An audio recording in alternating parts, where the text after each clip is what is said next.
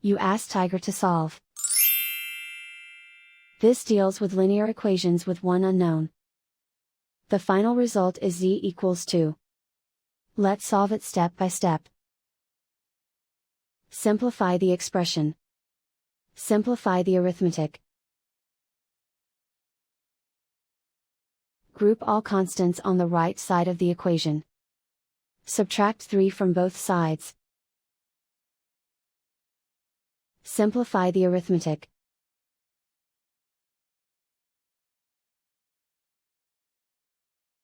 Isolate the z. Divide both sides by 8. Simplify the fraction. Find the greatest common factor of the numerator and denominator.